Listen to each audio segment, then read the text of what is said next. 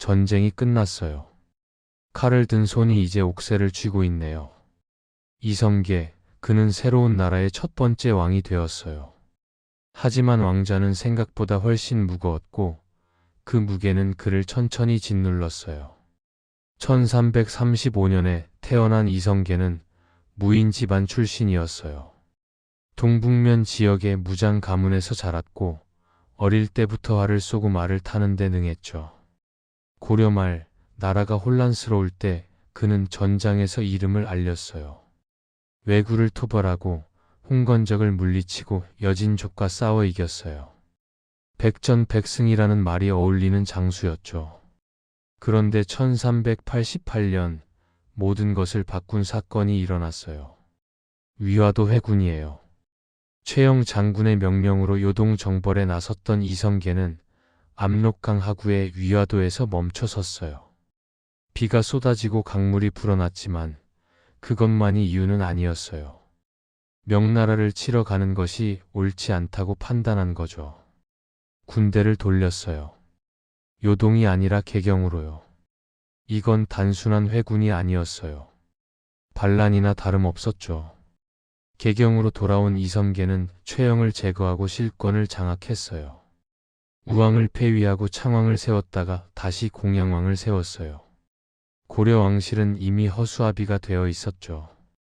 정몽주가 마지막 저항을 했어요. 고려를 지키려는 충신이었죠. 하지만 1392년 4월 선주교에서 이방원의 습격을 받아 쓰러졌어요. 그의 피가 돌다리에 스며들었고 고려 왕조 500년의 역사도 함께 스며들었어요. 그해 7월 이성계는 공양왕에게서 선위를 받았어요. 형식상으로는 평화로운 왕위 계승이었지만 누구나 알고 있었죠. 이건 혁명이었어요. 새로운 나라 조선이 탄생했어요. 태조는 한양으로 수도를 옮겼어요. 개경은 고려의 도읍지였으니 새로운 시작에는 새로운 장소가 필요했던 거죠. 경복궁을 짓고 종묘를 세우고 사직을 만들었어요.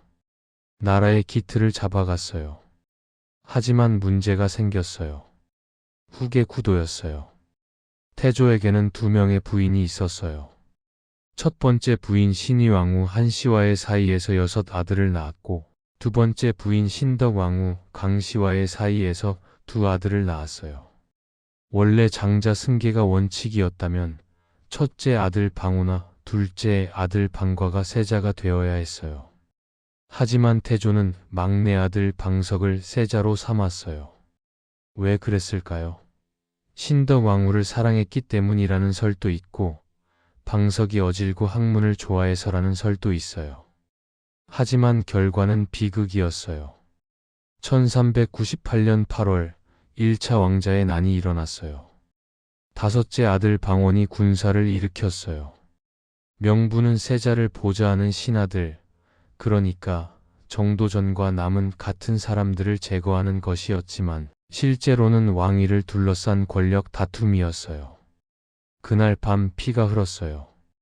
정도전이 죽고 남은이 죽고 세자 방석과 그의 형 방본도 죽었어요. 태조의 아들들이 서로를 죽인 거예요. 왕은 이 모든 걸 어떤 심정으로 지켜봤을까요? 왕이기 전에 아버지였을 텐데요. 태조는 왕위를 둘째 아들 방과에게 넘겼어요. 그러니까 정종이죠. 하지만 실제 권력은 방원에게 있었어요. 모두가 알고 있었죠. 다음 왕은 방원이 될 거라는 걸요. 1400년 2차 왕자의 난이 일어났어요. 이번에는 넷째 아들 방간이 군사를 일으켰고 방원이 이를 진압했어요. 또 형제가 형제를 죽였어요. 태조는 이제 왕도 아니었어요. 상왕이라는 이름으로 궁궐 한편에 머물렀죠. 그리고 그는 떠났어요. 한양을 떠나 함흥으로 갔어요. 자신이 자란 곳, 무인으로 살았던 그 북쪽 땅으로요. 정종이 사신을 보냈고 나중에 태종이 된 방원도 사신을 보냈어요. 하지만 태조는 돌아오지 않았어요. 심지어 사신들을 해치기도 했다는 이야기가 전해져요. 함흥차사라는 말이 여기서 나온 거예요. 실록을 보면 이상한 점이 있어요. 초반에는 태조의 발언이 자주 기록돼요. 왕이 이르기를 태조가 명하다 같은 표현들이요. 하지만 시간이 갈수록 그의 목소리는 줄어들어요. 왕자의 난 이후로는 거의 침묵에 가까워요. 기록 속에서 그는 점점 사라지고 있었어요. 1408년 5월, 태조는 74세의 나이로 생을 마감했어요. 한양이 아니라 함흥의 별궁에서였어요. 조선을 세운 왕이었지만 조선의 수도에서 죽지 못한 거예요. 실록은 태조를 이렇게 평가해요. 천성이 인자하고 효성스러웠으며 활쏘기와 말타기에 뛰어났다. 여러 번 큰 공을 세웠고 마침내 왕위에 올랐다. 건국의 영웅으로 기록되었지만 그게 전부는 아니었어요. 태조는 영웅이었지만 아버지로서는 실패했어요. 아들들에게 명확한 원칙을 제시하지 못했고 그 결과 형제들이 서로를 죽였어요.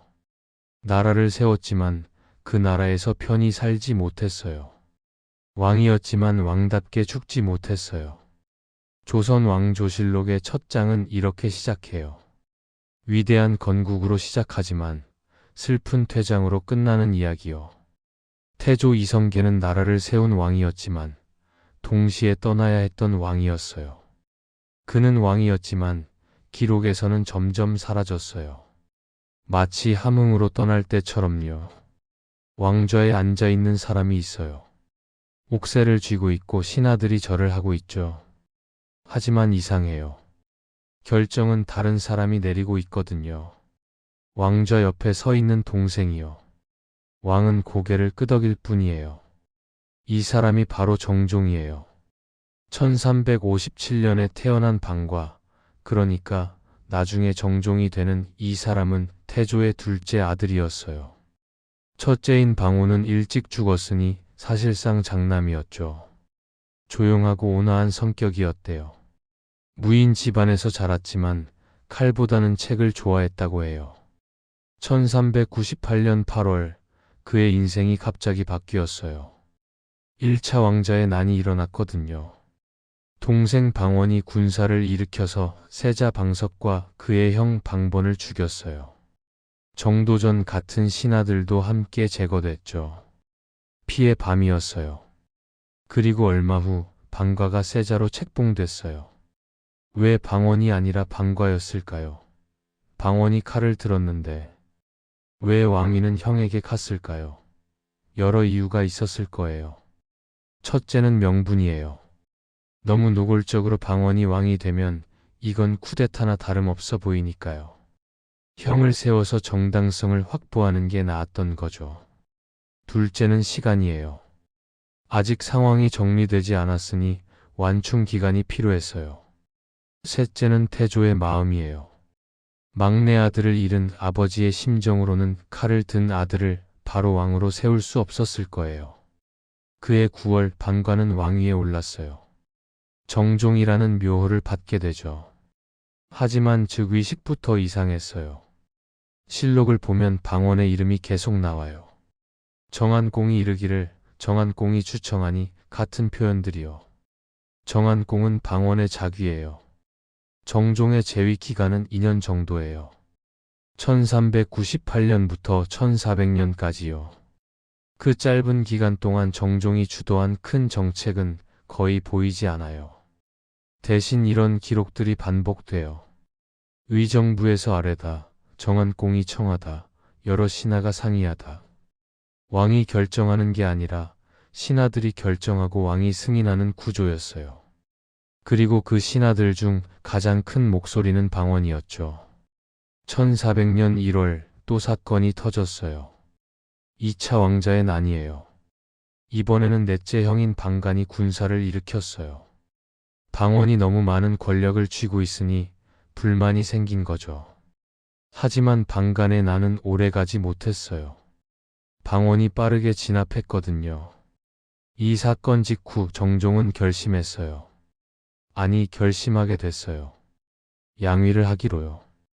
실록에는 왕이 동생 정안공의 공로가 크고 덕망이 높음을 보아 왕위를 전하고자 했다고 적혀 있어요. 하지만 정말 그랬을까요? 양위 교서를 보면 이런 내용이 있어요. 나는 덕이 없고 병이 많아서 이 중대한 자리를 감당할 수 없다. 동생 정한공은 문무를 겸비하고 백성의 신망이 두터우니 그에게 왕위를 전하는 것이 마땅하다. 겸손의 표현일 수도 있지만 진심이었을 수도 있어요. 정종은 왕이 되고 싶었던 사람이 아니었을지도 몰라요. 권력에 대한 욕심이 없었고 형제들 사이에 피비린내 나는 싸움도 싫었을 거예요. 왕자가 무겁다기보다는 그 무게를 원하지 않았던 거죠. 1400년 11월 방원이 왕위에 올랐어요. 태종이에요. 정종은 상왕이 됐죠. 그리고 재미있는 건 상왕이 된 후 정종의 삶이 오히려 평온해 보인다는 거예요. 실록을 보면 상왕이 된 정종에 대한 기록이 가끔 나와요. 상왕이 거동하다, 상왕이 연회를 베풀다, 상왕이 사냥을 가다. 왕으로 있을 때보다 더 자유로워 보여요. 정치적 부담이 없으니까요. 정종은 1419년 9월에 세상을 떠났어요. 63세였어요. 재위 기간은 2년이었지만 상왕으로 산 기간은 19년이었어요. 왕으로 산 시간보다 상왕으로 산 시간이 훨씬 길었던 거죠. 실록은 정종을 이렇게 평가해요. 성품이 관우하고 인자했으며 예학을 좋아했다. 왕위를 동생에게 양보하고 태평한 시대를 누렸다. 좋은 평가예요. 하지만 어딘가 허전해요. 왕으로서의 업적보다는 인품만 이야기하고 있거든요. 정종의 무덤은 후릉이라고 해요. 경기도 개풍군에 있었는데 지금은 북한 땅이죠. 조선의 왕릉 중에서 유일하게 북한에 있는 등이에요. 왕으로 있을 때처럼 무덤도 다른 왕들과 떨어져 있는 거예요. 정종을 보면 이런 생각이 들어요. 역사에서 중요한 건 선택이 아니라 선택할 수 있는 힘이라는 거요. 정종은 왕이었지만 선택하지 못했어요. 왕위를 선택한 것도 왕위에서 물러난 것도 자신의 의지가 아니었을 가능성이 커요. 형의 그림자와 동생의 칼 사이에서 그는 2년이라는 짧은 시간 동안 왕좌를 지켰어요. 그게 전부였어요. 하지만 그게 나쁜 건 아니에요. 어쩌면 정종은 행복했을지도 몰라요. 왕이 되고 싶지 않았는데 왕이 됐고 왕이기 싫었는데 벗어났으니까요. 실록은 그를 오래 붙잡지 않아요. 2년이라는 재위 기간, 양위라는 단어, 그리고 인자했다는 평가. 그게 전부예요. 하지만 어쩌면 그게 정종이 원했던 거였을지도 몰라요. 역사에 크게 남지 않는 것, 조용히 살다가 조용히 가는 거죠. 정종은 왕이었지만 동시에 왕이 아니었어요. 왕좌에 앉아 있었지만 결정은 옆에서 내려졌어요. 그는 선택하지 못한 왕이었어요. 하지만 그래서 살아남았어요. 조선 왕조실록의 두 번째 장은 이렇게 조용히 넘어가요. 큰 파도도 없고 큰 사건도 없이요. 정종이 원했던 것처럼요. 신하들이 침묵하고 있어요. 아까 반대 의견을 말하려던 입을 다물었죠. 왕이 노려보고 있거든요. 이 왕은 말보다 행동이 빨라요. 그리고 그 행동은 대부분 칼과 연결돼 있어요. 무서운 왕이에요. 하지만 동시에 유능한 왕이에요. 태종 이방원이에요. 1367년에 태어난 방원은 태조의 5째 아들이었어요. 무인 집안에서 자랐지만 무예보다는 학문을 더 좋아했대요. 과거에 급제했고 책을 많이 읽었어요. 머리가 좋았죠. 그리고 결단력도 있었어요. 조선 건국 과정에서 방원의 역할은 컸어요. 정도전 같은 혁명 동지들과 함께 새로운 나라를 설계했죠. 하지만 건국 후 문제가 생겼어요. 왕위 계승이요. 태조는 막내 아들 방석을 세자로 삼았고 정도전은 세자를 중심으로 한 정치 체제를 만들려고 했어요. 방원은 받아들일 수 없었어요. 자신의 공로를 무시당했다고 느꼈을 거예요. 그래서 1398년 8월 그는 칼을 들었어요. 정도전을 죽이고 세자 방석도 죽였어요. 1차 왕자의 난이었죠. 하지만 그는 바로 왕이 되지 않았어요. 형 방과를 왕으로 세웠어요. 정종이죠. 시간이 필요했던 거예요. 명분을 쌓고 사람들을 설득하고 반대 세력을 정리하는 시간이요. 1400년 방간이 반란을 일으켰어요. 2차 왕자의 난이에요. 방원이 빠르게 진압했죠. 그리고 그해 11월 드디어 왕위에 올랐어요. 태종이라는 묘호를 받게 돼요. 즉위 직후부터 태종은 바쁘게 움직였어요. 목표는 명확했어요. 왕권 강화요. 왕 혼자서 모든 결정을 내릴 수 있는 시스템을 만드는 거였죠. 첫 번째 과제는 사병혁파였어요. 고려 말부터 이어진 관습이었는데 귀족과 공신들이 사적으로 군사를 거느리고 있었거든요. 이건 왕에게는 큰 위협이에요. 언제든지 반란의 씨앗이 될 수 있으니까요. 1401년 태종은 사병혁파를 단행했어요. 강력하게 밀어붙였죠. 모든 군사는 국가에 속한다. 개인이 사병을 거느리는 것을 금한다. 반발이 있었어요. 당연하죠. 자신의 무력을 포기하라는 건데 누가 좋아하겠어요. 하지만 태종은 물러서지 않았어요. 공신들도 예외가 아니었어요. 왕족들도 마찬가지였어요. 심지어 자신의 형제들까지도요. 태종은 냉정했어요. 혈육이든 공신이든 왕권의 위협이 되면 제거했어요. 1406년 더 큰 사건이 일어났어요. 외척숙청이에요. 민씨 가문을 제거한 거죠. 민씨 가문은 누구냐면 태종의 장인 민재와 그 아들들이에요. 그러니까 태종의 처남들이죠. 왜 자기 장인과 처남들을 죽였을까요? 외척의 권력이 커지는 걸 막기 위해서예요. 역사를 보면 외척이 힘을 가지면 왕권이 약해져요. 태종은 그걸 미리 차단한 거예요. 원경왕후, 그러니까 자기 부인의 친정 식구들을 죽인 거예요. 실록에는 이렇게 적혀 있어요. 왕이 외척의 권세가 지나침을 염려하여 민씨 일가를 제거했다. 냉정한 기록이에요. 태종의 마음은 어땠을까요? 고민했을까요? 아니면 주저하지 않았을까요? 실록은 그의 감정을 기록하지 않아요. 결과만 적을 뿐이죠. 공신들도 안전하지 않았어요. 개국공신, 정사공신, 좌명공신 중 일부는 태종의 칼에 쓰러졌어요. 반역을 계획했다는 명목이었지만 실제로는 왕권의 위협이 되었기 때문이었어요. 공을 세운 사람이라도 필요하면 제거했어요. 실록을 보면 태종 재위 기간 동안 처벌 기록이 유독 많아요. 아무개를 국문하다, 아무개를 귀양 보내다, 아무개를 사사하다. 이런 문장들이 반복돼요. 공포 정치라고 부를 수 있을 정도예요. 하지만 동시에 태종은 제도를 정비했어요. 육조직계제를 시행해서 의정부를 거치지 않고 왕이 직접 육조를 장악했어요. 효율적인 시스템이었죠. 호패법을 실시해서 백성들을 체계적으로 관리했고 양전 사업을 통해 토지를 정리했어요. 조세 제도를 개선하고 국가 재정을 안정시켰죠. 과학기술에도 관심이 있었어요. 천문학을 연구하게 했고 의학 서적을 편찬했어요.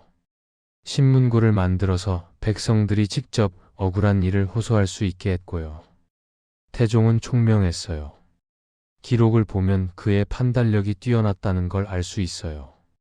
복잡한 문제를 빠르게 파악하고 핵심을 짚어냈죠. 신하들과의 논쟁에서도 논리적으로 설득했어요. 물론 설득이 안 되면 강제로 밀어붙였지만요. 1418년 태종은 왕위를 셋째 아들 충녕대군에게 넘겼어요. 세종이죠. 하지만 완전히 권력을 내려놓은 건 아니었어요. 상황이 되었지만 여전히 중요한 결정에 관여했어요. 특히 1420년에는 큰 사건이 있었어요. 세종의 장인 시몬을 제거한 거예요. 또 외척 제거였죠. 이번에는 자기 며느리의 아버지를 죽인 거예요. 세종은 아내의 아버지가 죽는 걸 막지 못했어요. 태종의 뜻이 그만큼 강했던 거죠. 1422년 태종은 56세의 나이로 세상을 떠났어요. 제위 18년, 상왕으로 4년, 총 22년 동안 조선을 지배한 왕이었어요. 실록은 태종을 이렇게 평가해요. 천성이 총명하고 민첩했으며 이를 처리하는 데 결단력이 있었다. 다만 형제와 공신을 많이 죽여 사람들이 두려워했다. 양면적인 평가예요. 능력은 인정하지만 방법에 대해서는 논란이 있는 거죠. 태종은 피로 조선의 기틀을 세운 왕이에요. 그가 흘린 피, 그가 흘리게 한 피는 많았어요. 하지만 그 피 위에 단단한 구조가 만들어졌어요. 사병은 사라졌고 외척은 견제되었으며 왕권은 강화됐어요. 조선이라는 나라가 개인의 힘이 아니라 시스템으로 움직이기 시작한 거죠. 태종이 없었다면 조선은 고려처럼 무너졌을지도 몰라요. 피는 지워졌어요. 하지만 그 피가 만든 질서는 남았어요. 조선은 이제 움직이기 시작했어요. 태종이 깔아놓은 길 위에서요. 밤이에요. 경복궁 안에 불이 켜진 방이 하나 있어요. 왕이 혼자 앉아있죠. 책상 위에는 책들이 쌓여 있고 촛불이 흔들리고 있어요. 왕은 책을 보고 생각하고 또 생각해요. 내일 신하들과 논의할 문제가 산더미인데 서두르지 않아요. 천천히 깊이 고민해요. 세종이라는 이름의 왕이에요. 1397년에 태어난 이도, 그러니까 세종은 태종의 셋째 아들이었어요.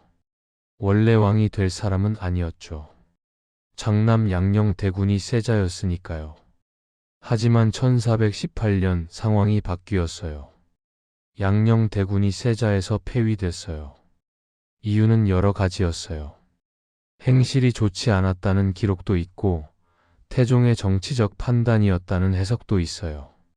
어쨌든 결과적으로 충녕대군이 세자가 됐고 그해 8월 왕위에 올랐어요. 22살의 젊은 왕이었어요. 하지만 태종이 상왕으로 뒤에 있었죠. 처음 몇 년은 태종의 그림자가 컸어요. 중요한 결정은 여전히 태종이 내렸으니까요. 1422년 태종이 세상을 떠나고 나서야 세종은 진짜 왕이 될 수 있었어요. 세종은 어떤 왕이었을까요? 한마디로 정의하기 어려워요. 너무 많은 일을 했거든요. 하지만 가장 중요한 건 역시 훈민정음이죠. 1443년 12월 세종은 새로운 문자를 만들었어요. 훈민정음이요. 백성을 가르치는 바른 소리라는 뜻이에요. 28자로 이루어진 간단하면서도 과학적인 문자였죠. 왜 만들었을까요? 세종 자신이 쓴 서문을 보면 알 수 있어요. 우리나라 말이 중국과 달라서 한자와 서로 통하지 않는다. 그래서 어리석은 백성들이 말하고 싶은 것이 있어도 끝내 제 뜻을 펴지 못하는 사람이 많다. 내가 이를 딱하게 여겨 새로 28글자를 만드니 사람마다 쉽게 익혀서 날마다 쓰는데 편하게 하고자 할 따름이다. 백성을 위한 문자였어요. 한자는 어려웠어요. 배우려면 오랜 시간이 걸렸고 결국 양반들만 쓸 수 있었죠. 일반 백성들은 글을 읽지도 쓰지도 못했어요. 세종은 그게 안타까웠던 거예요. 하지만 신하들은 반대했어요. 지변전 학사 최만리 등이 상소를 올렸어요. 내용은 이랬어요. 중국 문자를 버리고 우리 문자를 만드는 것은 옳지 않다. 오랑캐들이나 자기 문자를 쓰는데 우리까지 그러면 안 된다. 한자만으로도 충분하다. 세종은 화를 냈어요. 최만리를 국문에 회부했죠. 하지만 동시에 계속 설득했어요. 훈민정음의 우수성을 증명하려고 노력했고 실용성을 보여주려고 했어요. 그리고 결국 1446년에 반포했어요. 지금 우리가 쓰고 있는 한글이에요. 세종이 없었다면 우리는 지금 무슨 글자를 쓰고 있을까요? 하지만 세종의 업적은 이것만이 아니에요. 과학기술을 발전시켰어요. 장영실이라는 천재 기술자를 발견하고 등용했죠. 신분이 낮았지만 능력을 보고 중요한 자리에 앉혔어요. 장영실과 함께 많은 것을 만들었어요. 추구기는 비의 양을 재는 기구예요. 세계 최초의 우량기였죠. 앙부일구는 해시계예요. 자경루는 물시계고요. 시간을 정확하게 측정할 수 있게 됐어요. 천문학도 발전시켰어요. 간이를 만들어서 별을 관측했고 역법을 정리했어요. 칠정산이라는 책을 편찬해서 농사에 필요한 정확한 달력을 만들었죠. 농사가 중요했어요.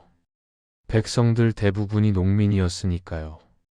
농사직설이라는 책을 만들어서 우리나라 땅에 맞는 농사법을 정리했어요. 중국 농서를 그대로 따르는 게 아니라 우리 환경에 맞게 연구한 거예요.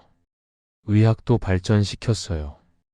향약집 성방을 편찬해서 우리나라에서 나는 약재로 병을 치료하는 방법을 정리했고 의방유치라는 방대한 의학 백과사전도 만들었어요. 음악도 정리했어요.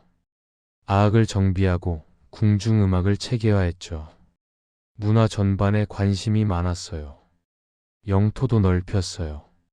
북쪽으로 사군을 개척하고 동북쪽으로 육진을 설치했어요. 압록강과 두만강까지 영토를 확장한 거죠. 지금 우리나라 국경의 기본 틀이 이때 만들어졌어요. 대마도를 정벌하기도 했어요. 1419년의 일인데 이건 세종이 즉위한 지 얼마 안 됐을 때예요. 사실 태종이 주도한 측면이 있지만 세종도 동의했죠. 외구 문제를 해결하기 위해서였어요. 세종은 신하들과 토론하는 걸 좋아했어요.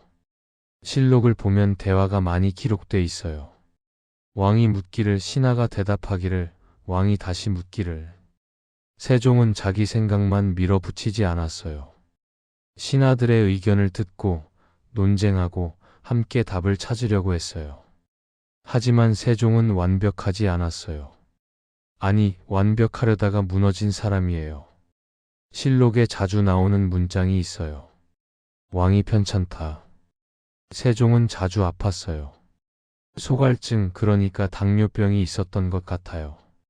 증상이 기록돼 있거든요. 물을 많이 마시고 몸이 마르고 눈이 침침해지고 눈 문제가 심각했어요. 책을 너무 많이 읽어서 시력이 나빠졌어요. 나중에는 거의 보이지 않을 정도였대요. 신하들이 책 좀 그만 보시라고 여러 번 간했지만 세종은 멈추지 못했어요. 피부병도 있었고 다리도 아팠어요. 온몸이 아팠죠. 그래도 일을 멈추지 않았어요. 밤늦게까지 책을 읽고 정책을 연구하고 신하들과 회의했어요. 1450년 2월 세종은 54세의 나이로 세상을 떠났어요. 제위 32년, 조선 역사상 가장 찬란한 시기였어요. 실록은 세종을 이렇게 평가해요. 천성이 효성스럽고 우애가 있었으며 학문을 좋아하고 백성을 사랑했다.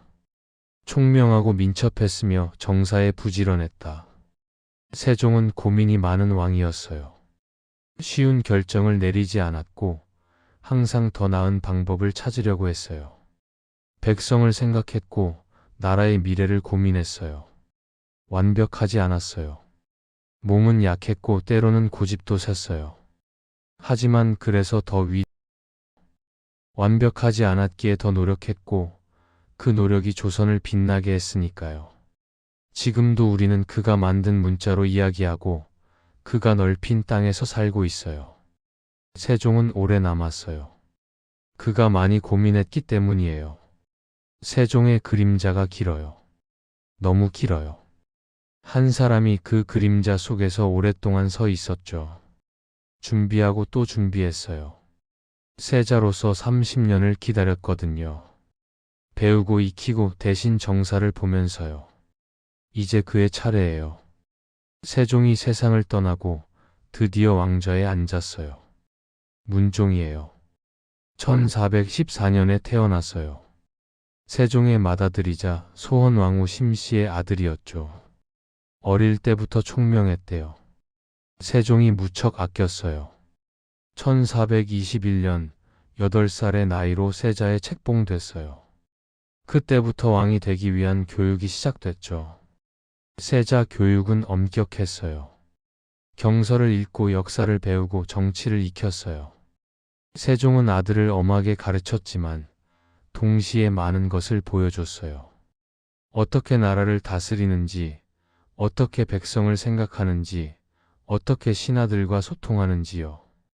1442년부터는 대리청정을 시작했어요.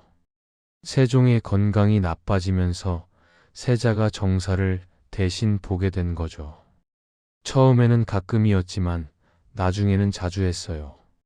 실록을 보면 세자가 대신 정사를 보다는 기록이 반복돼요.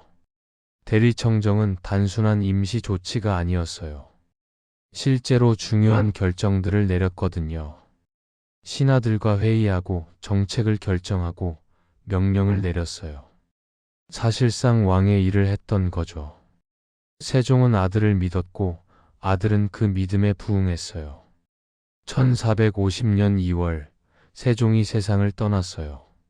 문종은 38세의 나이로 왕위에 올랐어요. 38세면 결코 어린 나이가 아니죠. 하지만 세자로 있었던 기간이 29년이에요. 거의 30년을 기다린 거예요. 준비는 충분했어요. 아니, 충분함을 넘어섰어요. 세자 시절에 이미 많은 경험을 쌓았으니까요. 정치가 어떻게 돌아가는지 알았고 신하들의 성향도 파악하고 있었어요.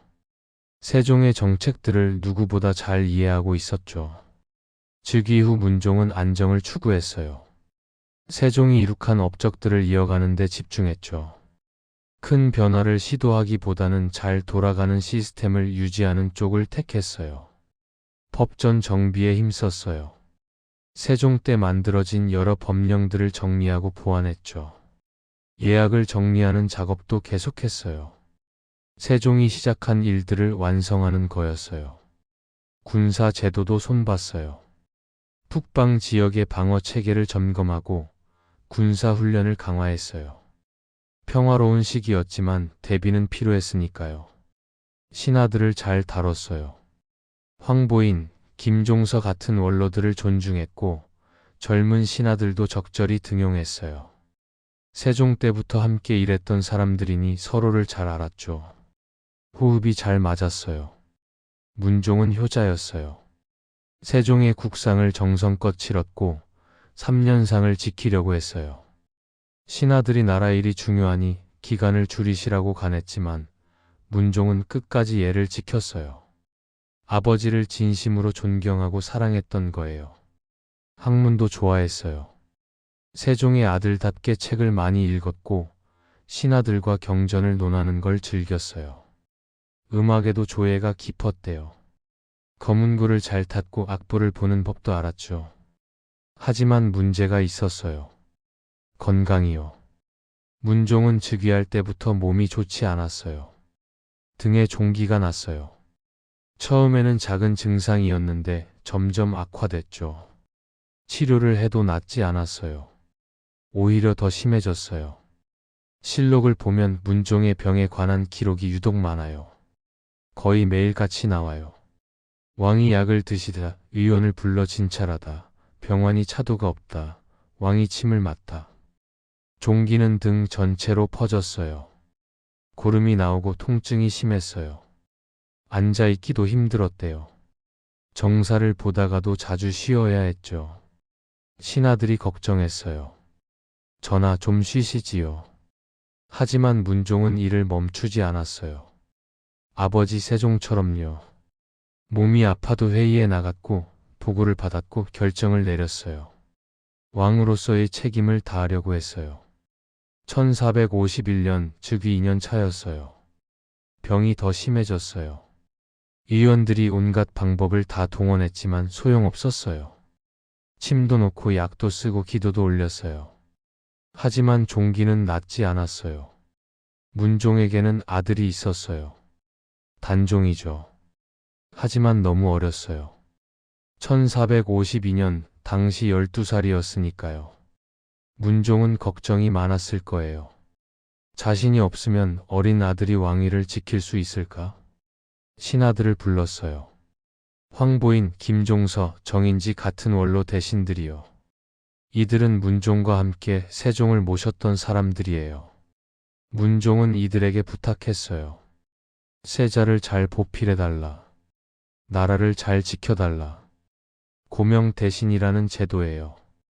어린 왕을 보좌하는 신하들이죠. 문종은 이들을 믿었어요. 이들이라면 아들을 잘 지켜줄 거라고 생각했어요. 1452년 5월, 문종은 39세의 나이로 세상을 떠났어요. 재위 2년 4개월. 너무 짧았어요. 유교가 남아있어요. 실록에 기록된 마지막 말이에요. 세자는 아직 어리니 경들이 잘 보필하라. 나라를 위해 힘써달라. 마지막 순간까지 아들 걱정이었어요. 실록은 문종을 이렇게 평가해요. 천성이 효성스럽고 우애가 있었으며 학문을 좋아하고 정사에 부지런했다. 불행히도 병을 얻어 일찍 세상을 떠났으니 애석한 일이다. 문종은 준비된 왕이었어요. 30년을 세자로 있으면서 배우고 익혔어요. 세종이라는 위대한 스승 밑에서 최고의 교육을 받았죠. 능력도 있었고 인품도 훌륭했어요. 하지만 시간이 없었어요. 무엇을 하려고 해도 몸이 따라주지 않았어요. 계획은 많았을 텐데 실행할 시간이 없었어요. 2년이라는 짧은 시간 동안 그가 할 수 있었던 건 세종의 유산을 잘 지키는 것뿐이었어요. 만약 문종이 건강했다면 어땠을까요?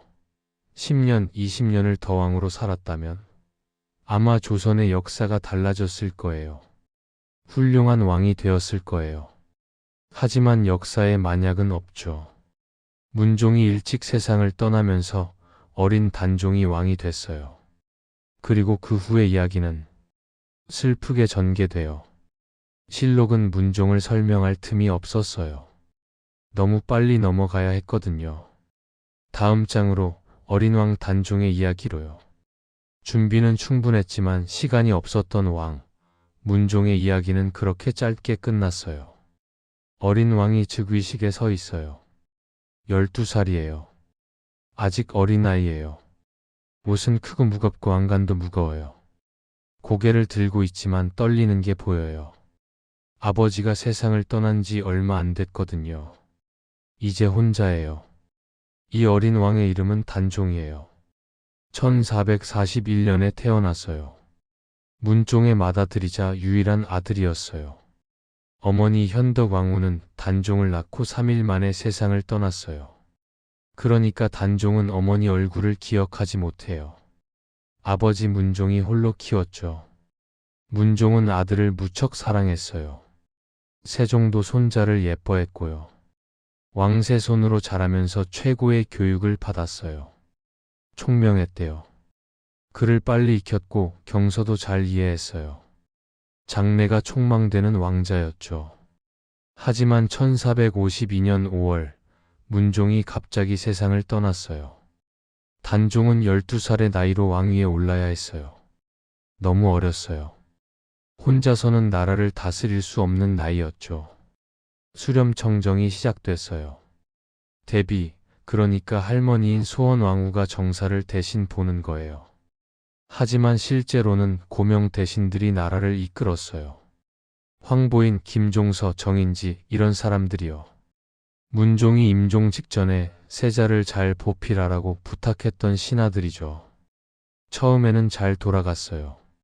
원로 대신들이 경험이 많았고 서로 협력했어요. 단종은 그들의 지도를 받으며 왕으로서의 역할을 배워갔어요. 하지만 문제가 있었어요. 왕실의 어른들이요. 특히 단종의 숙부들이요. 세종에게는 여러 아들이 있었어요. 맏아들 문종은 세상을 떠났고 둘째와 셋째는 일찍 죽었어요.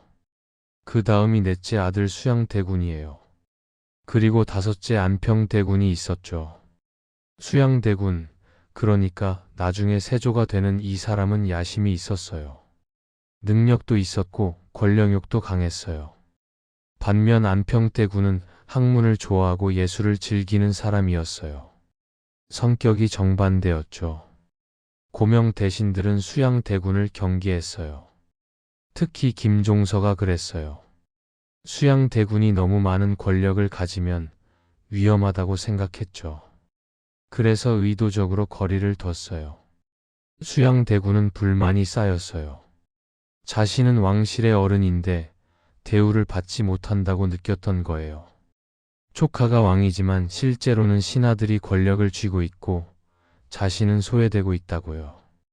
1453년 10월 사건이 터졌어요. 계유정난이에요.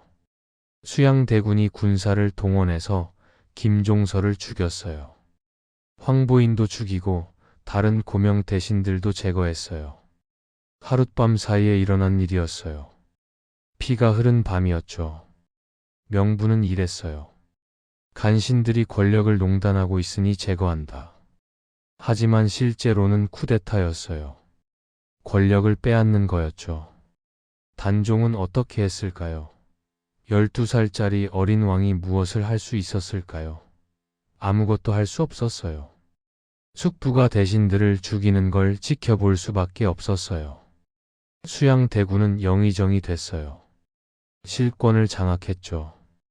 단종은 여전히 왕이었지만 이름뿐이었어요. 결정은 숙부가 내렸어요. 1455년 윤 6월 단종은 왕위를 수양대군에게 양위했어요. 선의교서를 쓰고 왕위를 넘겼어요. 15살이었어요. 재위 3년 만이었죠. 정말 자발적이었을까요?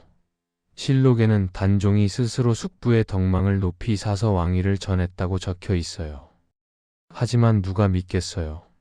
강요된 양위였던 거죠. 수양대군이 세조가 됐어요. 단종은 상왕이 됐고요.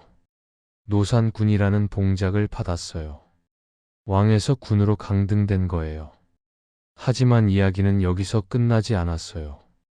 1456년 사육신 사건이 일어났어요. 성산문, 팍백년 하위지이계 유성원, 유흥부. 이들은 단종을 다시 왕위에 올리려고 계획을 세웠어요. 세조를 제거하고 단종을 복위시키려는 거였죠. 하지만 계획이 누설됐어요. 사육신은 모두 죽었어요. 극형을 당했어요. 고문을 받고 참수됐어요. 가족들도 연좌제로 처벌받았죠. 단종과 관련된 사람들이 대거 숙청됐어요. 단종은 어떻게 됐을까요? 강등됐어요. 노산군에서 그냥 서인으로요. 왕족의 신분도 박탈당한 거예요. 그리고 영월로 유배됐어요. 영월은 강원도 산골이에요. 한양에서 멀리 떨어진 곳이죠. 단종은 그곳의 작은 집에 갇혀 살았어요. 17살이었어요. 실록에는 단종의 감정이 거의 기록돼 있지 않아요. 노산군이 영월로 떠나다. 그게 전부예요. 울었는지, 억울해했는지, 두려워했는지 아무것도 적혀 있지 않아요. 그저 사실만 나열할 뿐이에요. 1457년 10월 또 사건이 일어났어요. 금성대군의 모욕 사건이에요. 단종의 다른 숙부인 금성대군이 세조를 제거하려는 계획을 세웠다는 거예요. 진짜였는지 조작됐는지는 알 수 없어요. 하지만 결과는 명확했어요. 세조는 결심했어요. 단종을 살려둘 수 없다고요. 살아있는 한 계속 반란의 명분이 될 테니. 사약이 내려졌어요. 단종은 17살의 나이로 영월에서 죽었어요. 사사됐어요. 실록에는 이렇게 적혀 있어요. 노산군이 죽다. 그게 전부예요. 어떻게 죽었는지, 마지막 말이 무엇이었는지, 누가 함께 있었는지 아무것도 없어요. 단종의 시신은 영월의 동을지에 버려졌어요. 제대로 된 장례도 치르지 못했어요. 왕이었던 사람이 야산에 버려진 거예요. 나중에 영월 호장 어뭉도라는 사람이 몰래 시신을 거두어 묻었대요. 목숨을 걸고요. 단종이 폭건된 건 200년도 넘게 지나서예요. 1698년 숙종 때였어요. 그때야 비로소 단종이라는 묘호를 받고 왕으로 인정받았어요. 너무 늦었죠. 실록에서 단종의 기록을 보면 가슴이 아파요. 감정이 하나도 없거든요. 실록은 원래 객관적으로 기록하는 거지만 단종의 경우는 지나치게 냉정해요. 마치 의도적으로 감정을 지운 것처럼요. 단종이 즉위하다. 계유정난이 일어나다. 단종이 양위하다. 노산군이 유배되다. 노산군이 죽다. 다 사실이에요. 하지만 그 사실들 뒤에 있었을 감정들은 모두 지워졌어요. 12살 어린 왕의 두려움, 15살의 왕위를 빼앗긴 소년의 억울함, 17살에 죽어야 했던 청년의 슬픔, 그 어떤 것도 기록되지 않았어요. 단종은 선택의 기회가 없었어요. 왕이 되고 싶어서 왕이 된 게 아니었고, 왕위를 지키고 싶어도 지킬 힘이 없었어요. 살고 싶었지만 죽어야 했어요. 그의 인생에서 그가 선택한 건 아무것도 없었어요. 어떤 사람들은 말해요. 단종이 어리석었다고 더 강했어야 했다고요. 하지만 12살 아이에게 무엇을 기대할 수 있을까요? 아버지가 죽고 혼자 남은 아이에게 칼을 든 어른들 사이에서 살아남으라고 할 수 있을까요? 단종의 이야기는 비극이에요. 하지만 동시에 조선 왕조실록이라는 기록의 한계를 보여주는 이야기이기도 해요.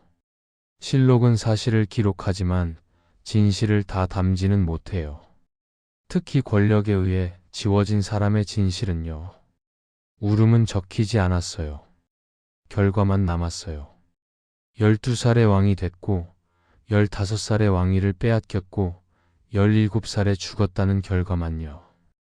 그 사이의 모든 감정은 역사의 기록에서 지워졌어요. 단종은 조선 왕조실록에서 가장 짧고 가장 슬픈 이야기예요. 밤이에요. 1453년 10월의 어느 밤이요. 칼을 든 사람들이 움직이고 있어요. 목표는 명확해요. 김종서의 집이에요. 문을 박차고 들어가서 노신을 죽여요. 피가 흐르고 비명이 들려요. 그리고 다른 곳에서도 같은 일이 벌어지고 있어요. 계유정난의 밤이에요. 이 모든 걸 지휘한 사람은 수양대군이에요. 나중에 세조가 되는 사람이죠. 1417년에 태어났어요. 세종의 둘째 아들이에요. 마청 문종보다 3살 어렸죠. 어릴 때부터 형과는 달랐어요. 문종이 책을 좋아했다면 수양대군은 무예를 좋아했어요. 활도 잘 쏘고 말도 잘 탔어요. 힘도 셌고요. 세종은 두 아들을 다 사랑했지만 성격이 정반대였어요. 문종은 조용하고 신중했고 수양대군은 적극적이고 결단력이 있었어요.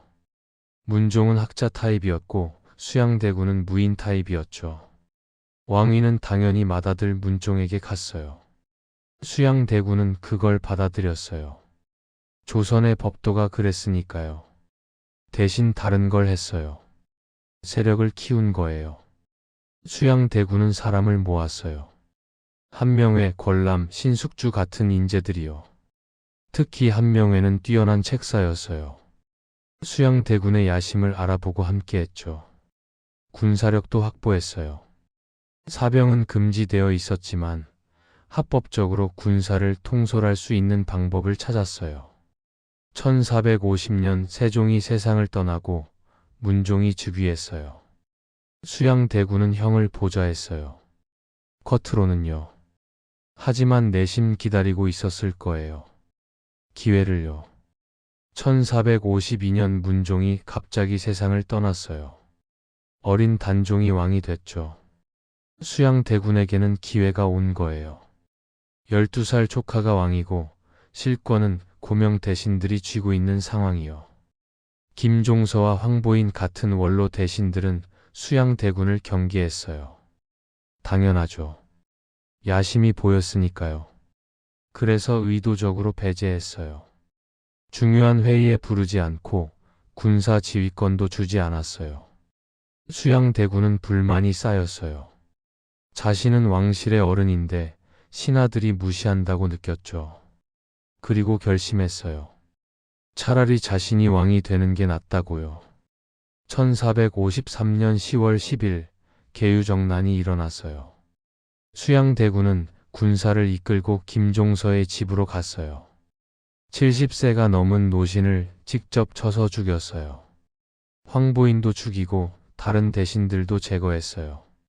하룻밤 만에 끝났어요. 단종은 어떻게 할 수 없었어요. 숙부가 대신들을 죽이는 걸 지켜볼 수밖에 없었죠. 수양대군은 영의정이 됐어요. 명목상으로는 조카를 보좌하는 거였지만 실제로는 모든 권력을 장악했어요. 1455년 윤 6월 드디어 왕위에 올랐어요. 단종에게서 선의를 받는 형식이었지만 실제로는 찬탈이었죠. 세조라는 묘호를 받게 돼요. 즉위 직후부터 반발이 있었어요. 당연하죠. 정당하지 않은 방법으로 왕이 됐으니까요. 1456년 사육신 사건이 일어났어요. 성산문 등이 단종 복위를 계획했다가 발각됐죠. 세조는 단호하게 대응했어요. 사육신을 모두 처형했고 관련자들을 숙청했어요. 심지어 단종도 살려둘 수 없다고 판단했어요. 1457년 단종을 사사했죠. 17살짜리 조카를 죽인 거예요. 왕위를 차지했지만 편할 수 없었어요. 계속 반란이 일어났거든요. 1457년 금성대군의 모역, 1460년 정창손의 모반, 계속해서 세조를 제거하려는 시도가 있었어요. 세조는 강력하게 대응했어요. 반역자는 가차없이 처형했고 의심되는 사람도 제거했어요. 공포 정치였죠. 하지만 세조의 입장에서는 그럴 수밖에 없었을 거예요. 정당성이 약했으니까요. 힘으로 왕위를 지켜야 했던 거죠. 동시에 왕권을 강화했어요. 치편전을 폐지했어요. 학자들이 모여서 토론하는 곳이었는데 세조에게는 위협적이었죠. 비판이 나올 수 있으니까요. 육조 직계제를 더욱 강화했어요. 의정부의 권한을 약화시키고 왕이 직접 육조를 통제했어요. 효율적이었지만 동시에 견제 장치가 사라진 거였죠. 군사 제도를 정비했어요. 진관체제를 우의진관체제로 개편했고 북방 방어를 강화했어요. 여진족을 토벌하고 국경을 안정시켰죠. 법전도 정비했어요. 경국대전 편찬 작업을 시작했어요. 이건 나중에 성종 때 완성되지만 기초는 세조가 닦았어요. 세조는 능력 있는 왕이었어요. 행정 능력도 뛰어났고 군사적으로도 유능했어요. 결단력도 있었죠. 만약 정당한 방법으로 왕이 됐다면 훌륭한 왕으로만 평가받았을 거예요. 하지만 문제는 정당성이었어요. 어떻게 왕이 됐느냐는 질문이 계속 따라다녔어요. 실록을 보면 재미있는 점이 있어요. 공신 책봉 기록과 처벌 기록이 동시에 많다는 거예요. 세조는 자신을 도운 사람들에게 후하게 보상했어요. 정난공신, 좌익공신, 좌리공신, 계속해서 공신을 만들었죠. 한 명의 같은 사람은 엄청난 권력을 얻었어요. 하지만 동시에 반대자들을 가차없이 제거했어요. 아무개를 역모로 처형하다는 기록이 반복돼요. 당근과 채찍을 동시에 사용한 거죠. 세조는 불교를 믿었어요. 독실하게요. 왕이 된 후 더욱 그랬어요. 절을 짓고 불경을 간행하고 법회를 열었어요. 유교 국가인 조선에서 왕이 불교에 심취한 건 특이한 일이었어요. 왜 그랬을까요? 죄책감 때문이라는 해석이 있어요. 조카를 죽이고 많은 사람을 죽였으니까요. 그 죄를 씻고 싶었던 거죠. 실제로 세조는 말년에 병이 많았어요. 피부병으로 고생했고 몸이 자주 아팠어요. 실록에는 세조가 피부병으로 온천에 가는 기록이 자주 나와요. 1464년에는 신하들의 반대에도 불구하고 온양 온천으로 갔어요. 피부병이 심해서 견딜 수 없었던 거죠. 어떤 야사에는 이런 이야기가 있어요. 세조의 피부병이 단종의 저주라는 거요. 물론 사실이 아니에요. 하지만 사람들이 그런 이야기를 만들었다는 것 자체가 의미가 있어요. 세조의 왕위가 정당하지 않다고 생각했다는 거죠. 1468년 세조는 52세의 나이로 세상을 떠났어요. 제위 13년이었어요. 아들 예종에게 왕위를 넘겼죠. 실록은 세조를 이렇게 평가해요. 천성이 총명하고 과단성이 있었으며 문무를 겸비했다. 다만 왕위에 오른 과정이 정당하지 못해 의론이 있었다. 양면적인 평가예요. 능력은 인정하지만 방법은 인정할 수 없다는 거죠. 세조는 강한 왕이었어요. 결단력도 있었고 추진력도 있었어요. 조선을 안정시켰고 제도를 정비했어요. 하지만 동시에 피를 많이 흘렸어요. 조카를 죽였고 수많은 사람을 제거했어요. 역사는 세조를 어떻게 기억할까요? 능력 있는 왕, 찬탈자, 둘 다예요. 그리고 그 둘을 분리할 수 없어요. 세조의 능력과 세조의 찬탈은 하나의 이야기니까요. 세조는 왕이 되었어요. 하지만 끝까지 의심받았어요. 정당한가? 옳은가? 이 질문은 세조가 살아있을 때도 죽은 후에도 계속 따라다녔어요. 그는 왕이 되었지만 질문은 사라지지 않았어요. 즉위식이 끝났어요. 새로운 왕이 탄생했죠. 하지만 왕은 침상에 누워 있어요. 병이 심해요. 의원들이 와서 진찰하고 약을 올리고 침을 놓아요. 왕은 일어나려고 하지만 몸이 말을 듣지 않아요. 계획은 많아요. 하고 싶은 것도 많아요. 하지만 시간이 없어요. 이 왕의 이름은 예종이에요. 1450년에 태어났어요. 세조의 둘째 아들이에요. 원래 세자는 맏형인 의경세자였어요. 하지만 1457년 의경세자가 20살의 젊은 나이에 세상을 떠났어요. 그래서 예종이 세자가 됐죠. 어릴 때부터 총명했대요. 글을 빨리 익혔고 무예도 좋아했어요. 아버지 세조를 닮아서 문무를 겸비한 스타일이었죠. 세조도 이 아들을 마음에 들어했어요. 세자 시절 예종은 아버지를 가까이에서 보좌했어요. 세조의 정치를 배웠고 행정을 익혔어요. 군사 작전에도 참여했고요. 1467년 이시해의 난이 일어났을 때는 직접 토벌에 나서기도 했어요. 이시해의 난은 함경도에서 일어난 큰 반란이었어요. 이시해라는 무인이 중앙정부에 불만을 품고 군사를 일으킨 거죠. 세조는 강력하게 대응했고 세자도 군대를 이끌고 갔어요. 반란은 진압됐고 예종은 군사적 경험을 쌓았어요. 1468년 9월 세조가 세상을 떠났어요. 예종은 19세의 나이로 왕위에 올랐어요. 젊은 왕이었죠. 앞으로 긴 재위 기간이 예상됐어요. 즉위 초반 예종은 의욕이 넘쳤어요. 아버지 세조가 시작한 일들을 완성하고 싶었고 자신만의 정치도 펼치고 싶었어요. 가장 먼저 한 일은 남이 장군 문제였어요. 남이는 이시해의 난을 진압할 때 큰 공을 세운 젊은 장수였어요. 능력도 뛰어났고 인기도 많았죠. 하지만 그게 문제였어요. 유자광이라는 사람이 남이를 모함했어요. 남이가 역모를 꾀하고 있다고 코변한 거죠. 진실은 알 수 없어요. 실제로 역모를 계획했는지 아니면 누명이었는지요. 하지만 결과는 명확했어요. 1468년 10월 즉위한 지 한 달 만에 남이는 처형됐어요. 젊은 영웅이 사라진 거죠. 예종의 첫 번째 큰 결정이었어요. 어쩌면 잘못된 결정이었을지도 몰라요. 예종은 정치 개혁을 시도했어요. 세조 때 강화된 왕권을 유지하면서도 신하들과의 소통을 개선하려고 했어요. 경연을 자주 열었고 신하들의 의견을 들었어요. 학문을 장려했어요.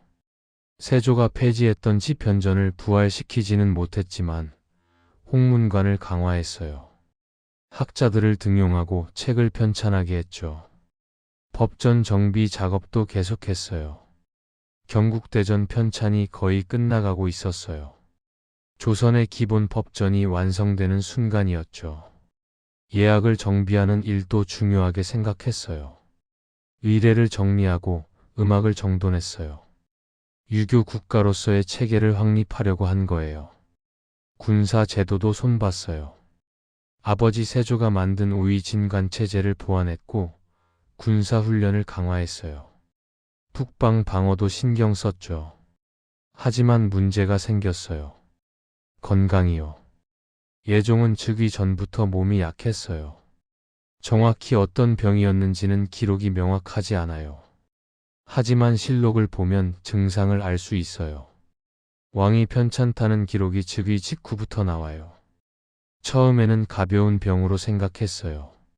젊으니까 금방 나을 거라고요. 하지만 점점 악화됐어요.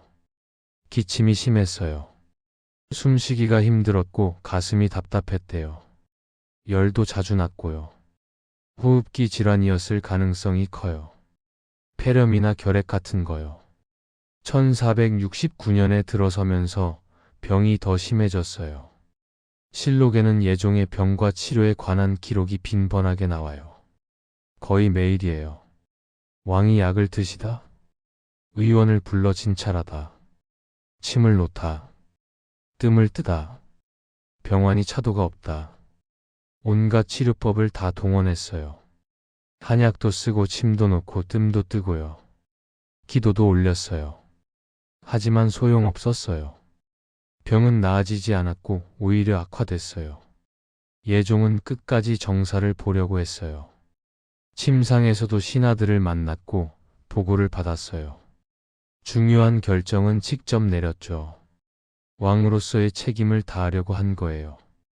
하지만 몸이 따라주지 않았어요. 회의 중간에 쉬어야 했고 침상으로 돌아가야 했어요. 신하들이 걱정스러운 눈으로 지켜봤죠. 1469년 11월 예종의 병세가 급격히 악화됐어요. 의원들이 손을 썼지만 소용없었어요. 왕은 점점 약해졌고 의식도 흐려졌어요. 11월 28일 예종은 20세의 나이로 세상을 떠났어요. 재위 1년 2개월. 너무 짧았어요. 예종에게는 아들이 없었어요. 딸만 둘 있었죠. 후계자가 없었던 거예요. 그래서 동생이 왕위를 이었어요. 잘 산 떼군, 그러니까 성종이죠. 실록은 예종을 이렇게 평가해요. 천성이 효성스럽고 총명했으며 학문을 좋아했다. 불행히도 병을 얻어 일찍 세상을 떠났으니 매우 애석한 일이다. 짧은 평가예요. 할 말이 별로 없었던 거죠. 재위 기간이 1년밖에 안 됐으니까요. 예종의 실록을 보면 특이한 점이 있어요. 정치 기록보다 병에 관한 기록이 더 많다는 거예요. 어떤 정책을 시행했는지보다 어떤 약을 먹었는지, 어떤 치료를 받았는지가 더 자세하게 기록돼 있어요. 병명, 증상, 처방, 약제 이름, 복용 시간, 의원의 소견, 이런 것들이 상세하게 적혀 있어요. 마치 의료 기록 같아요. 왜 그랬을까요? 왕의 건강이 그만큼 심각했기 때문이에요. 정치보다 왕의 생존이 더 중요한 문제였던 거죠. 예종은 계획이 많았을 거예요. 아버지 세조가 이룩한 업적을 이어가고 자신만의 정치를 펼치고 싶었을 거예요. 경국대전을 완성하고 학문을 진흥시키고 나라를 더욱 안정시키고 싶었을 거예요. 하지만 시간이 없었어요. 1년이라는 짧은 시간, 그리고 그마저도 병상에서 보낸 시간이 많았어요. 무엇을 하려고 해도 몸이 따라주지 않았어요. 만약 예종이 건강했다면 어땠을까요? 10년, 20년을 왕으로 살았다면? 능력도 있었고 의지도 있었으니 훌륭한 왕이 되었을 거예요. 하지만 역사에 만약은 없죠. 예종의 무덤은 경기도 고양시에 있는 창릉이에요. 20살의 젊은 왕이 잠든 곳이죠. 너무 일찍 온 죽음이었어요. 실록을 덮을 때 드는 생각이 있어요. 예종의 이야기는 미완성이라는 거요. 시작은 있었지만 중간이 없고 끝만 있는 이야기요. 무엇을 하려고 했는지 알 수 있지만 무엇을 했는지는 알 수 없는 거죠. 왕의 계획은 끝까지 적히지 못했어요. 병이 왕보다 앞섰고 죽음이 시간을 앗아갔어요. 예종은 그렇게 조선 왕조실록에 짧은 한 장을 남기고 사라졌어요. 1년 2개월이라는 시간, 그리고 병명과 약 이름들. 그게 예종이 남긴 기록의 전부예요. 회의가 열리고 있어요. 어제도 회의가 있었고 내일도 회의가 있을 거예요. 왕과 신하들이 앉아서 토론해요. 법령을 논의하고 절차를 정하고 규칙을 만들어요. 화려한 사건은 없어요.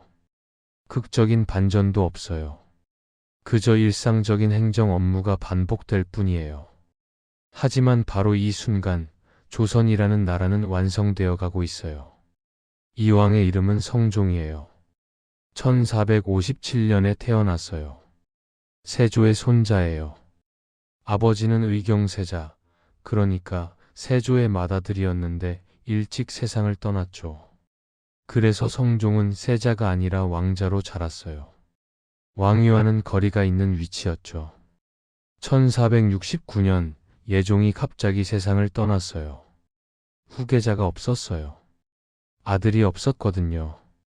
그래서 동생이 왕위를 이어야 했는데 예종의 동생이 바로 잘 산 대군이에요. 성종이죠. 13세의 나이로 왕위에 올랐어요. 어렸어요.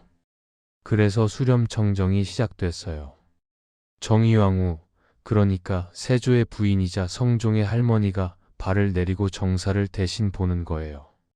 정의왕후는 강한 사람이었어요. 남편 세조를 보좌하면서 정치를 배웠고 손자를 위해서는 직접 나라를 이끌었어요. 7년 동안 수렴청정을 했죠. 그 기간 동안 성종은 배웠어요. 왕이 되는 법을요.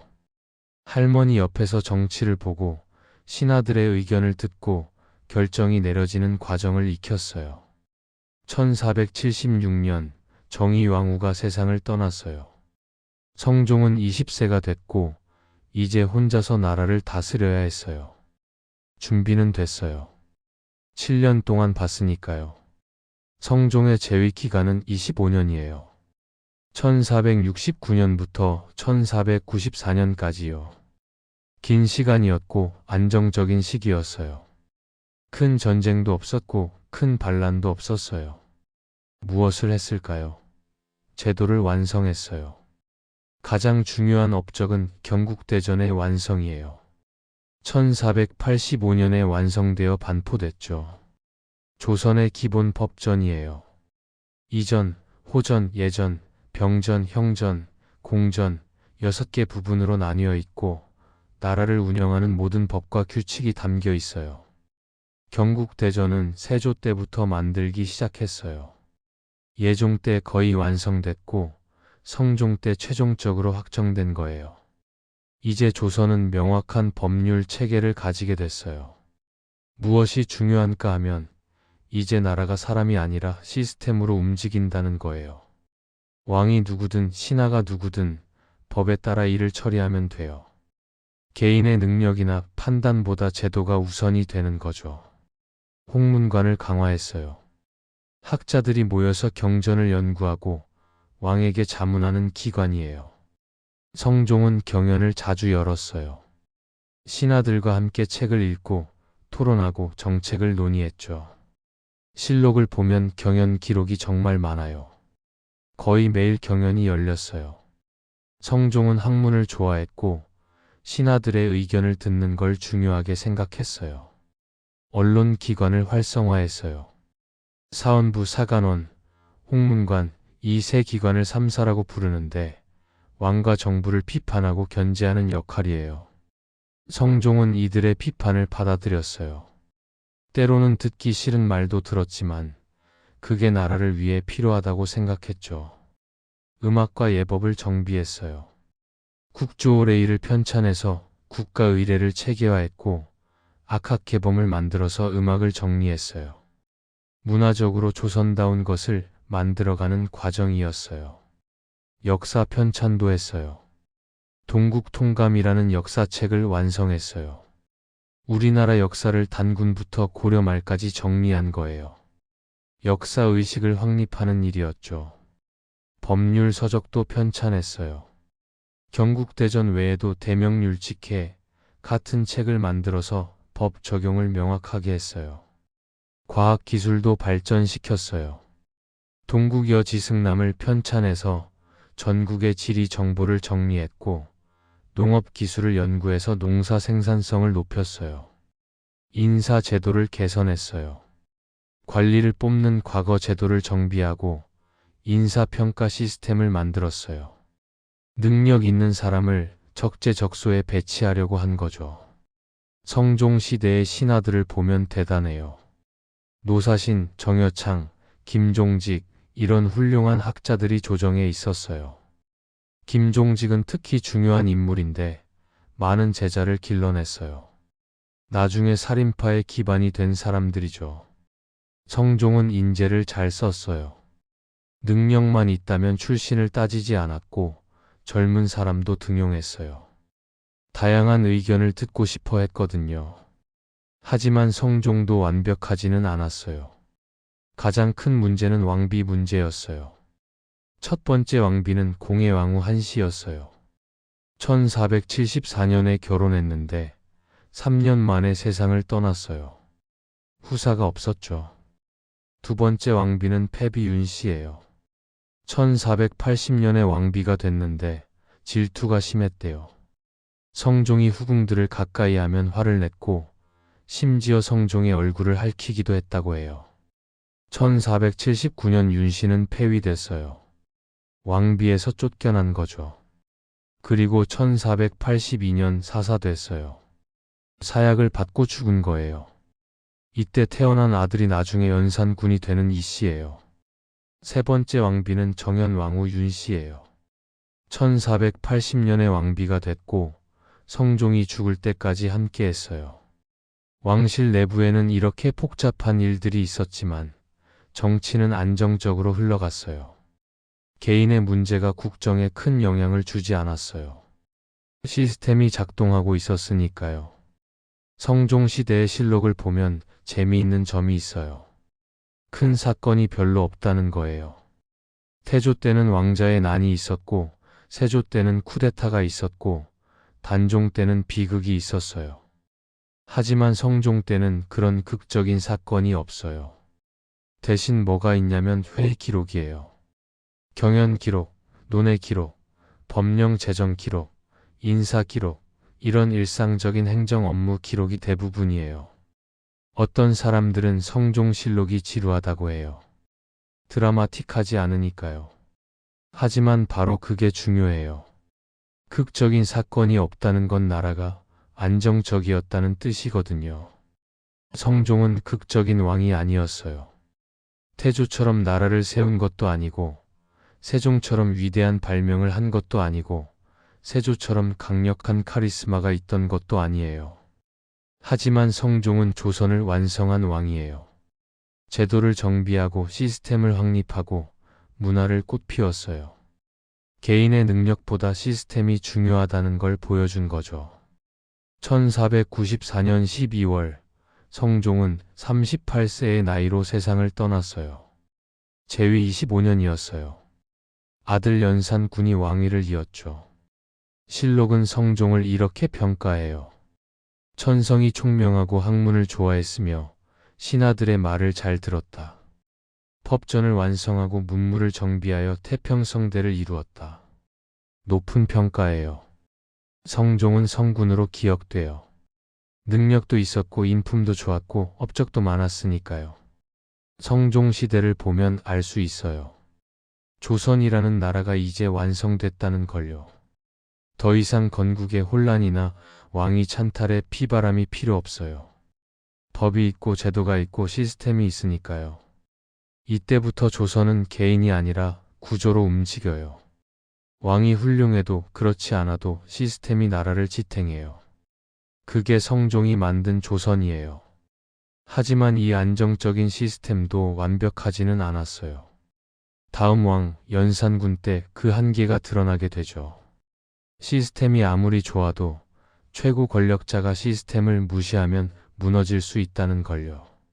성종의 시대는 끝나고 새로운 시대가 시작돼요. 조선이 시스템이 된 순간 그 다음 이야기는 그 시스템이 시험받는 이야기예요. 조정이 분노로 가득 차 있어요.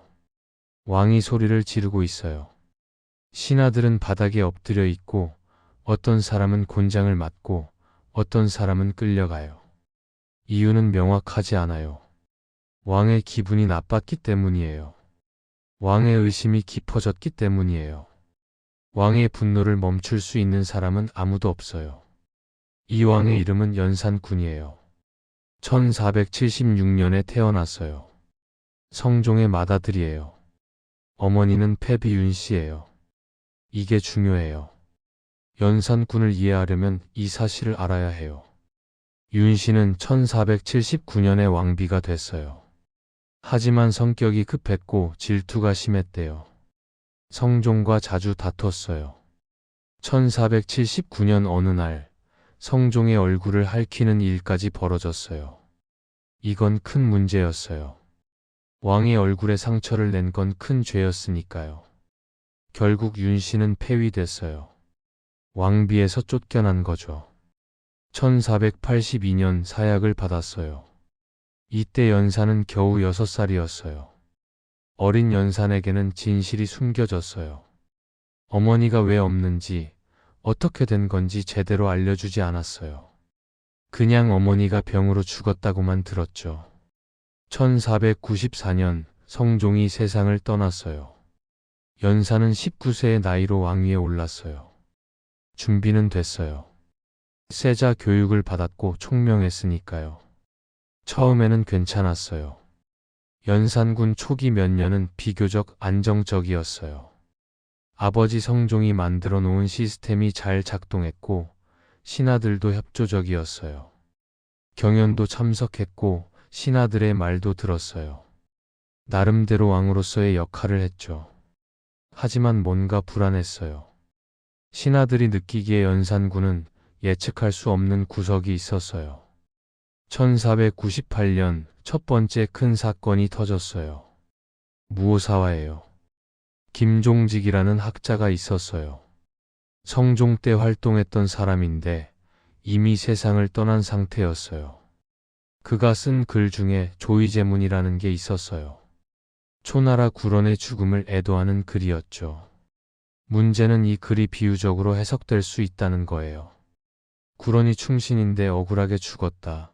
이 이야기가 누구를 가리키는 걸까? 단종을 가리키는 거 아니냐? 그럼 세조를 비판하는 거 아니냐? 이런 해석이 나온 거예요. 연산군은 분노했어요. 조부 세조를 비판한다는 게 용서할 수 없었죠. 김종직은 이미 죽었으니 부관참시를 당했어요. 무덤을 파서 시신을 꺼내 목을 치는 거예요. 그의 제자들도 처벌받았어요. 김일손, 권오복, 권경유, 이목 등이 죽었어요. 살인파라고 불리는 학자들이었죠. 성종 때 등용됐던 신진 세력이었는데 한 번에 제거된 거예요. 이게 첫 번째 사화였어요. 하지만 끝이 아니었어요. 1504년 연산군에게 충격적인 사실이 알려졌어요. 어머니 윤 씨의 진실이요. 어떤 궁녀가 연산군에게 말했어요. 어머니는 병으로 돌아가신 게 아니에요. 사약을 받으셨어요. 연산군은 믿을 수 없었어요. 더 조사하게 했고 진실이 드러났어요. 어머니가 폐위됐고 사약을 받았다는 것. 그 과정에서 많은 신하들이 관여했다는 것. 인수대비, 그러니까 할머니도 동의했다는 것. 모든 게 거짓이었다는 것. 연산군은 무너졌어요. 아니, 폭발했어요. 그의 갑자사화가 일어났어요. 어머니의 폐위와 죽음에 관련된 모든 사람을 찾아냈어요. 이미 죽은 사람도 있었지만 살아있는 사람들은 모두 처벌했어요. 윤필상, 어세겸, 성준, 이파 수많은 신하들이 죽었어요. 인수대비도 용서하지 않았어요. 할머니였지만 어머니를 죽음으로 몰고 간 사람이었으니까요. 대비의 칭호를 박탈하고 사가로 내쫓았어요. 곧 세상을 떠났죠. 이때부터 연산군은 완전히 달라졌어요. 신하들을 믿지 않았어요. 모두가 자신을 속였다고 생각했어요. 어머니의 죽음에 관련되지 않은 신하들도 의심했어요. 언론 기관을 탄압했어요. 사헌부 사간원, 홍문관, 왕을 비판하던 기관들을 무력화시켰어요. 간언하는 신하들을 처벌했고 심지어 글자 옥사라는 걸 만들어서 글 속에서 자신을 비판하는 내용을 찾아내 처벌했어요. 법도 무시했어요. 경국대전에 명시된 규칙들을 어겼어요. 신하들이 법에 어긋납니다 라고 말하면 내가 법이다라고 탑했대요. 백성들에게도 가혹했어요. 궁궐을 확장한답시고 백성들의 집을 헐었어요. 보상도 제대로 주지 않았죠. 세금도 늘렸고 역을 많이 부렸어요.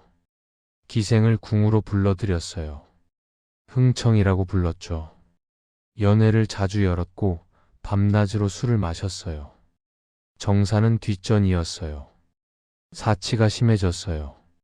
비싼 물건들을 모았고 화려한 옷을 입었어요. 국고가 바닥났어요. 신하들이 간언했어요. 전하 이러시면 안 됩니다. 하지만 연산군은 듣지 않았어요. 오히려 간언한 신하를 처벌했어요. 곤장을 때리고 귀양 보내고 심지어 죽이기도 했어요. 실록을 보면 이 시기의 기록은 특이해요. 감정적인 표현이 들어가요.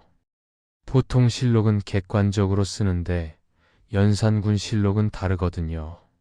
왕이 포악했다. 정사를 돌보지 않고 주색에 빠졌다. 신하들을 함부로 죽였다. 직접적인 비판이 담겨 있어요. 판단하는 문장이 많고 설명은 적어요. 왜 그랬을까요? 실록을 쓴 사람들이 연산군을 이해하고 싶지 않았던 거예요. 아니 이해할 필요가 없다고 생각한 거죠. 그저 사실만 나열하고 판단만 내렸어요. 하지만 생각해보면 연산군도 피해자였어요. 6살의 어머니를 잃었고 그 진실을 20년 넘게 숨겨졌어요. 알았을 때의 충격은 상상하기 힘들어요. 트라우마가 됐을 거예요.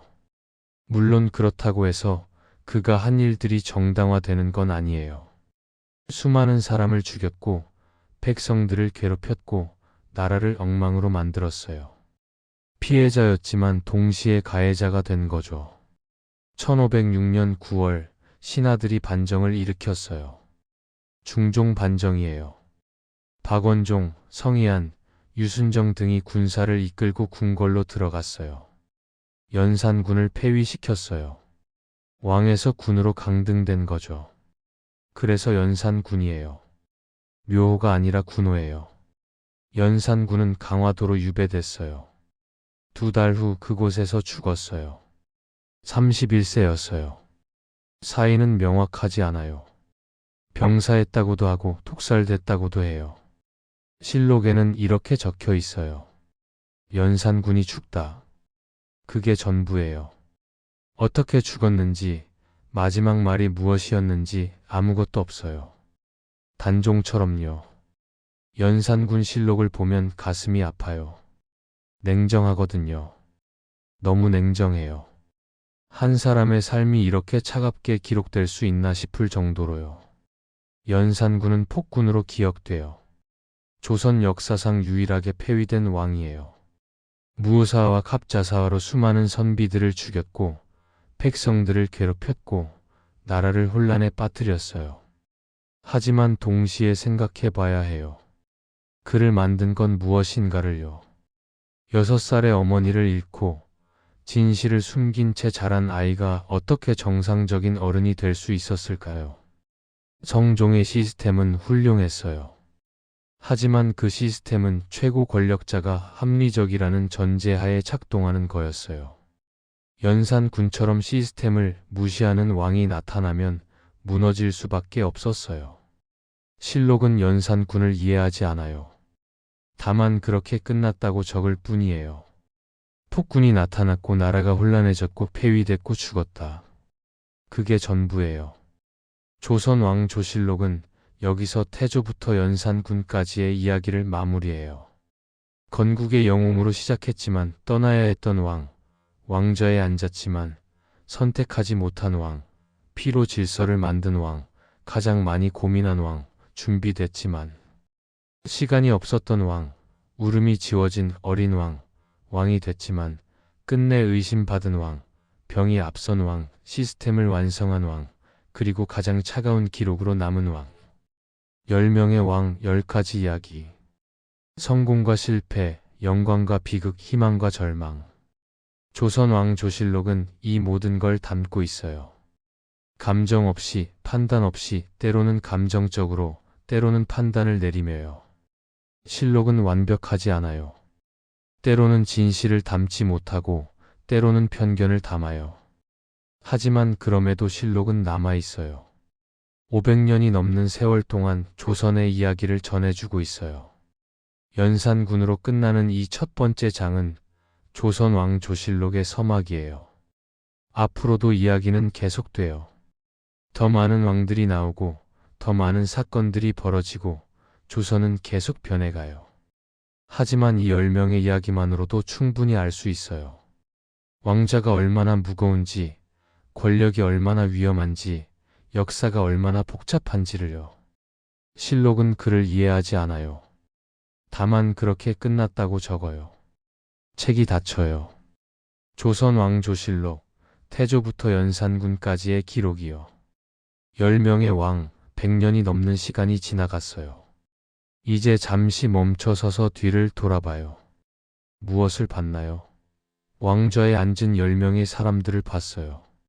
어떤 왕은 영웅이었고, 어떤 왕은 희생자였어요. 어떤 왕은 강했고, 어떤 왕은 약했어요. 어떤 왕은 오래 기억되고, 어떤 왕은 빨리 잊혀졌어요. 태조는 나라를 세웠지만 떠나야 했어요. 건국의 영광보다 왕자의 난의 비극이 더 크게 남았죠. 그는 함흥으로 떠났고, 실록에서도 천천히 사라졌어요. 시작은 화려했지만 끝은 쓸쓸했어요. 정종은 왕좌에 앉았지만 선택하지 못했어요. 2년이라는 짧은 시간, 그는 형과 동생 사이에서 잠시 왕이었을 뿐이에요. 하지만 어쩌면 그래서 평온했을지도 몰라요. 권력을 원하지 않았던 사람은 권력의 무게에 짓눌리지 않으니까요. 태종은 피로 질서를 만들었어요. 형제를 죽이고 공신을 제거하고 외척을 숙청했어요. 냉혹했지만 유능했어요. 그가 흘린 피 위에 조선의 기틀이 세워졌어요. 무서운 왕이었지만 필요한 왕이었어요. 세종은 가장 많이 고민한 왕이었어요. 밤늦게까지 책을 읽고 신하들과 토론하고 백성을 생각했어요. 훈민정음을 만들었고 과학을 발전시켰고 영토를 넓혔어요. 완벽하지 않았지만 그래서 더 위대했어요. 지금도 우리는 그가 만든 문자로 이야기하고 있으니까요. 문종은 준비된 왕이었지만 시간이 없었어요. 30년을 세자로 기다렸지만 왕으로는 2년밖에 살지 못했어요. 무엇을 하고 싶었는지 알 수 있지만 무엇을 했는지는 알 수 없어요. 미완성의 이야기예요.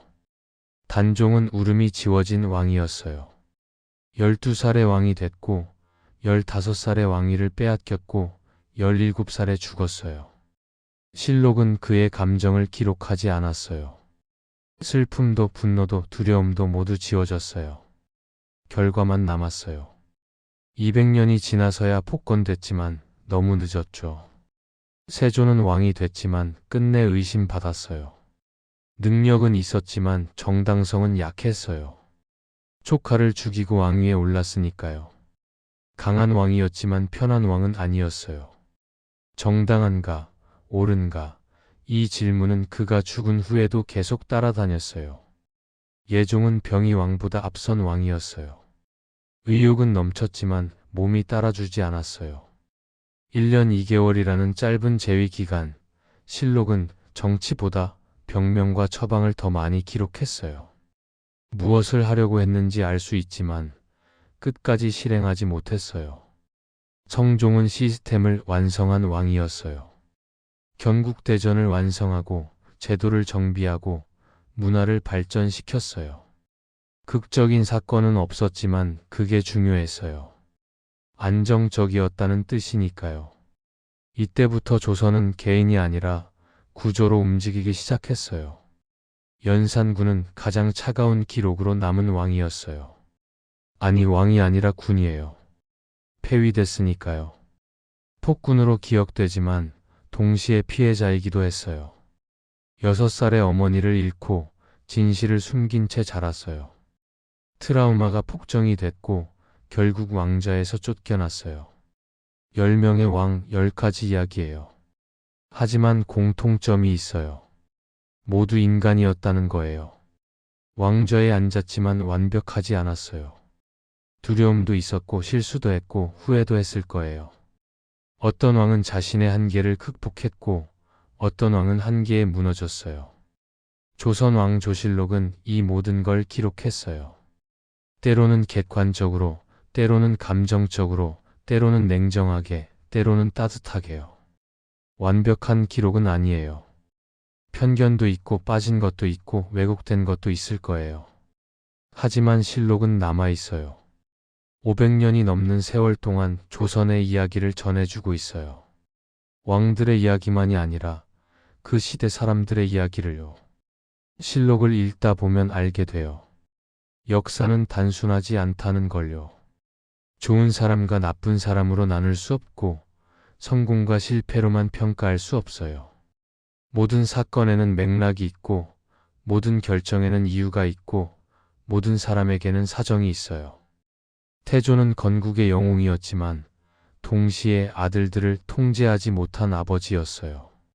세종은 위대한 왕이었지만 동시에 몸을 혹사한 일중독자였어요. 세조는 능력 있는 왕이었지만 동시에 조카를 죽인 찬탈자였어요.